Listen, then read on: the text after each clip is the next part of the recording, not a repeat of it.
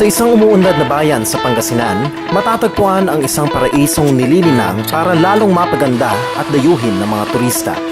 Isang paraisong maghahandog ng kakaibang karanasan na siguradong hindi malilimutan ng sinuman. I'm EJ, and join me in another exhilarating moment here on Travel.com.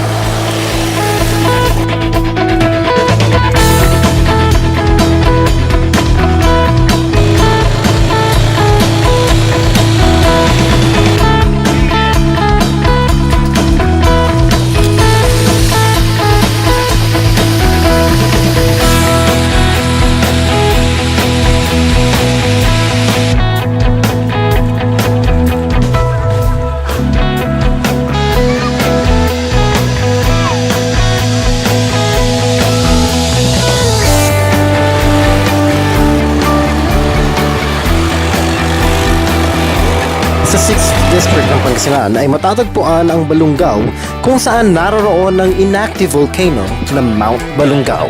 Ngayon ay kinikilala na itong isang tourist destination dahil sa likas nitong ganda at nakaka-adrenaline rush na adventures. Mararating mo ang Balungaw sa loob lamang ng 1 hanggang 1.5 oras mula sa Dagupan City. Madadaanan mo ang Talasiao, Santa Barbara, Urdaneta City, Villasis at Rosales bago ka makarating dito. Pagdating naman sa bayan ay babiyahe ka pa ng humigit kumulang 15 minuto paakyat sa bundok. Pero hep, bago kami tumuloy sa nakaaakit na pasyalan ay binisita muna namin sa munisipyo si Mayor Philip Peralta. Ito kaya siya ng Balungaw, ang Hilltop Adventure. Yun nga lang, pag-upo natin noon, itong administration natin, napagtuunan nga lang ng pansin at na-focus dun yung mga projects natin because we believe so na pag napondohan natin ito at nabigyan pansin, naniniwala kami na ito yung magbibigay ng parang income sa aming bayan at hindi naman kami nagkamali na namin yung zipline yung 2011 namin nabuksan yun noong September. Doon na talaga lalo nag-boom yung mga visitors natin from outside Pangasinan, even foreigners, marami na pumapasyal sa atin. Ang zipline namin, more than 1.3 kilometers. Nagdagdaw din kami ng mga ATVs at plano rin namin gumawa ng mga additional adventure doon para sa mga visitors natin na nakapunta dito, may babalikan pa rin sila, Tapos na rin agad ang pag-uusap namin ni Mayor. Kaya dumiretso na kami sa aming destinasyon, ang Balungaw Hilltop Adventure.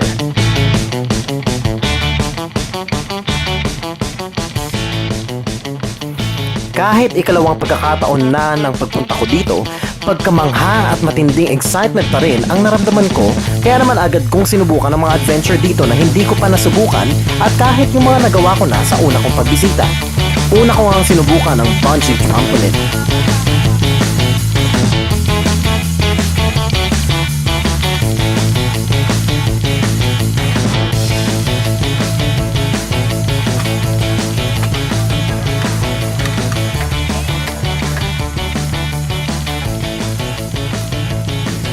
Ito ay isang physical activity na nangangailangan ng tibay ng tuhod at lakas ng loob para makatumbling ka sa ere.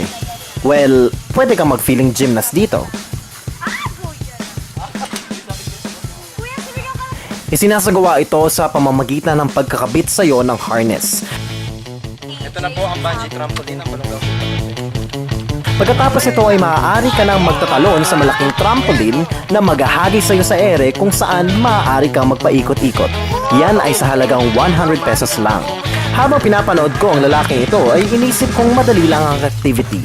Sa lakas ng loob ko ay dali-dali akong umakyat sa trampoline pagkatapos niya. Pero nang ihagis na ako sa ere,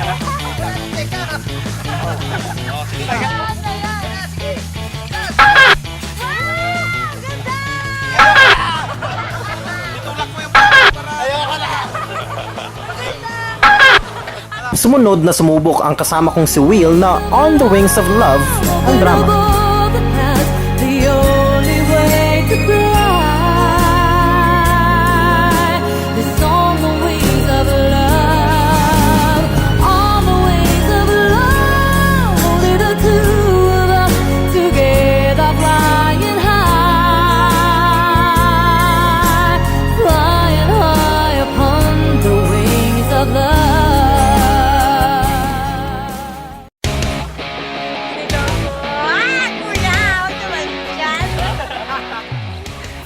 Si Maya naman, para lang manikang inihagis.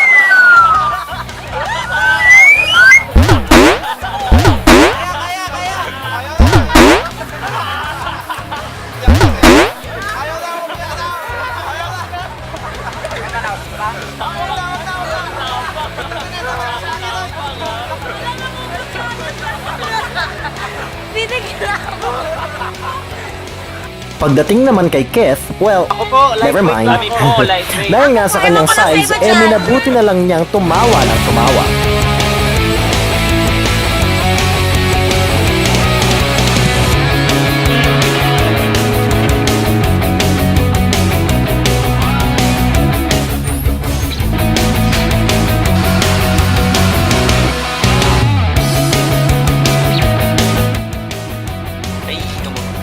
Hi guys! Hindi masyado dito ito gagawin namin.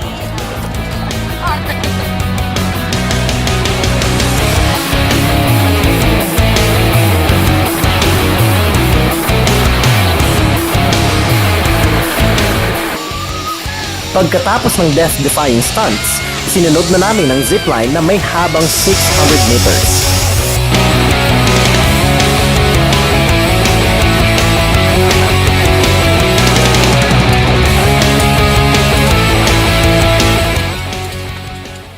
Paakyat na po kami sa launching pad ng zipline.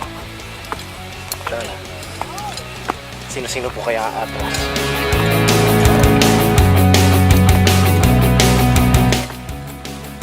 Bago makapaglambitin sa zipline, kinakailangan munang umakyat sa may 4 hanggang 5 metrong taas sa parte ng bundok. Grabing pagod talaga ang hatid nito. Pero pag nakarating ka naman sa taas, ay siguradong mamamangha ka sa makikita mong tanawin. Breathtaking!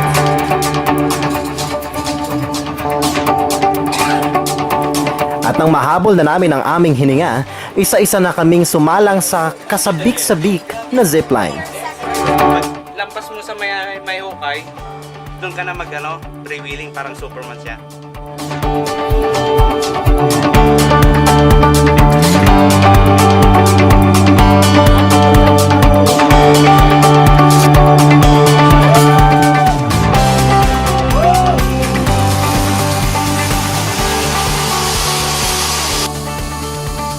Mabuti na lang at this time, hindi ako masyadong kinabahan. Mas smooth ang aking paglalakbay sa kahabaan ng zipline.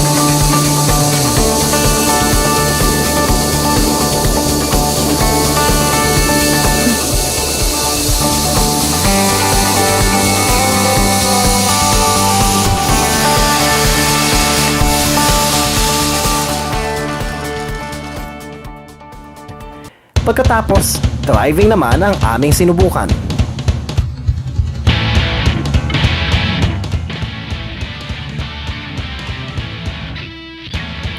Ang mga all-terrain vehicle o ATV na ito ay maaaring arkelahin sa halagang 200 pesos. At sa loob ng 15 minuto, maaari ka nang magpaikot-ikot sa kanilang track. Madali lang ang pagmamaneho nito. Hindi na kailangan magbalanse dahil 4 ang gulong.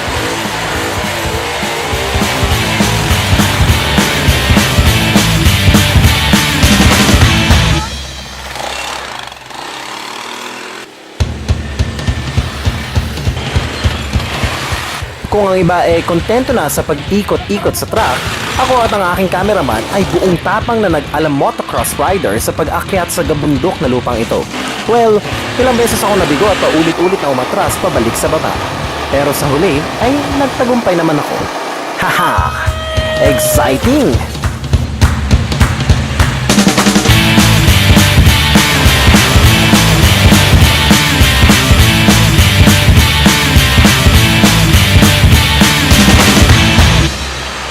Pagkatapos na nakauubos ka bang activities, oras na para kami naman ay mag-relax sa hot spring at pool.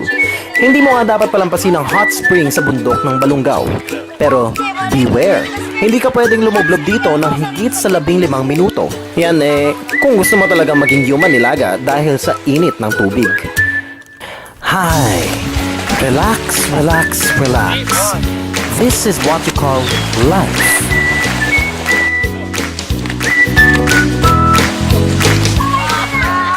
Super nag-enjoy nga ako sa aking 1 in a million experience na ito. Dito nga makakapag-relax ka at makakaranas na rin ng mga extreme physical activity na siguradong hindi mo matatanggihan. Kailangan mo nga lang lakasan ang loob mo. Sa mga taong ang hanap ay kakaibang excitement and thrill, dayo na sa Balungaw para ang happiness hataw.